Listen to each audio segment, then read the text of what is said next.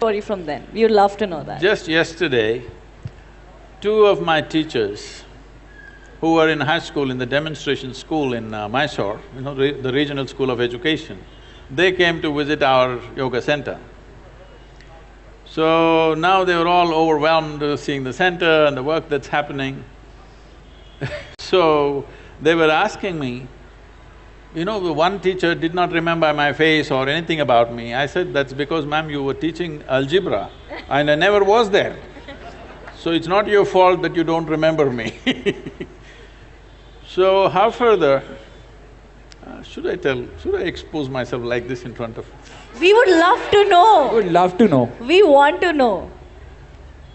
See, for me, I found everything… Fortunately, the school was located in a place where there was a whole lot of nature, there was a lake close by and forest and everything. So for me, I got so engaged with those things. If you want to know my first venture, they put me to school at the age of 3.5. I was 3.5 years old and they put me to school because I was kind of spilling out of the house a bit. So this maid holds me by the hand and takes me and leaves me in the school. After a few days I resisted that she can't hold my hand and take me to the class. So I made a deal with her, you have to leave me near the gate. So she left me at the gate and of course, I did not go into the school. I found the Grand Canyon, really. And I explored life and it was so fantastic. Over 3 months passed like this and somehow they discovered I have not been going to school for 3.5 months. But the worst thing they did was, when I came home, they were all accusing me, you have been playing in the gutter. They reduced a Grand Canyon into a gutter. So in my experience, it was like a Grand Canyon. I collected a whole lot of species.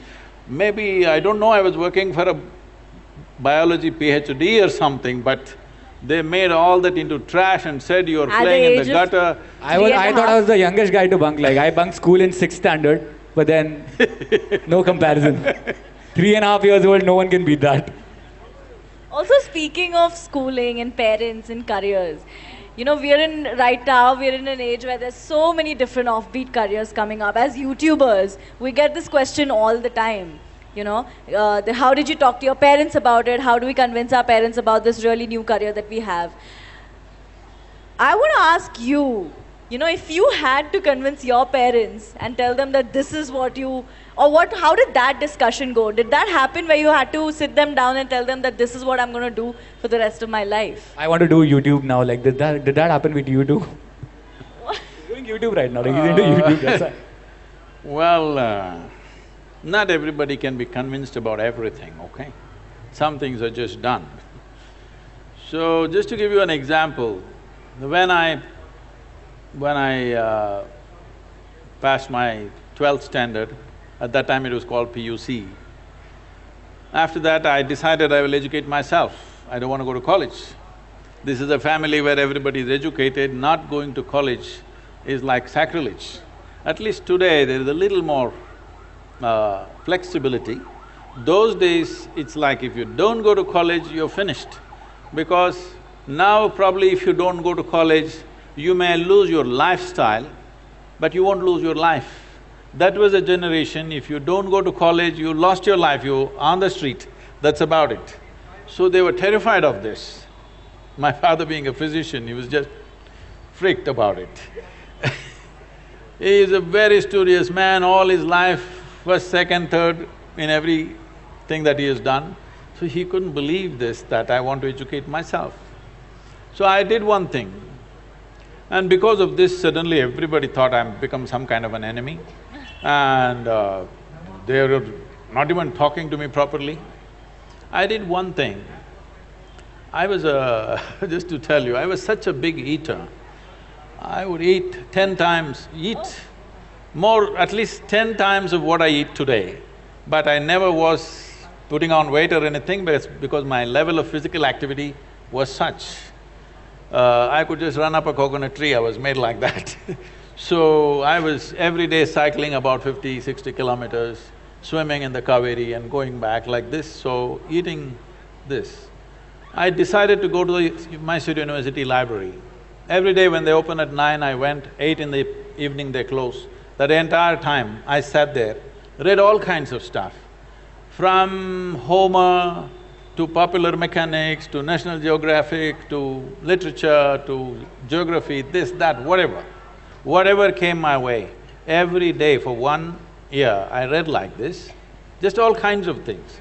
But the most important thing for me was, though I was such a huge eater at that time, this 1 year I went without a meal. Morning I ate as much as I could, breakfast at home, and I went there and sat there the entire day without a meal, which was a huge achievement for me, because without food I could stay.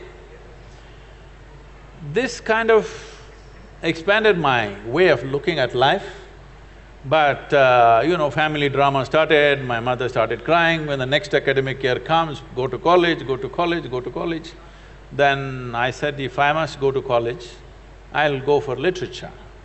My father said, what will you do reading poetry? You must become a doctor. He has seat ready for me in the medical college, everything. I said, no. Then they said, okay, at least do engineering. Then I said, see, Please do engineering. if I say I don't want to be a doctor, if you told me become a veterinary doctor, Ayurvedic doctor, at least a witch doctor, I would look at it. If I say no doctor, you say engineer, I'm not going to listen to this. Your problem is society, your problem is not me. So I just went for literature, and these 3 years, I went there in the beginning and they all had ready-made notes, the teachers, they would read. And everybody writing down. Those days fountain pens, kara kara kara kara, it makes noise, it just irritated me. I said, I don't want to listen to this kara kara noise. I gave them a suggestion. If you give that notes wherever you got it, we will photocopy it and give it back to you. We don't have to come, you don't have to come.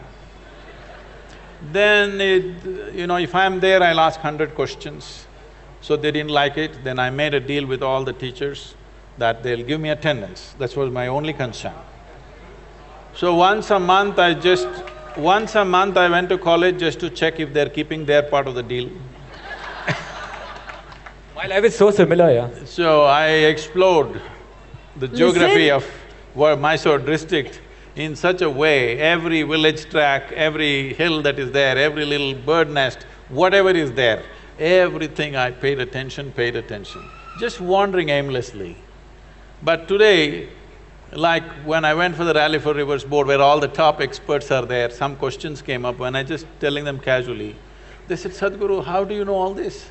I said, what was aimless wandering? Where I paid absolute attention to everything, from a worm to an insect to anything and everything I paid attention. Now it's become formidable knowledge. I never intended to learn anything, I just paid attention because it was life. And this is all it takes.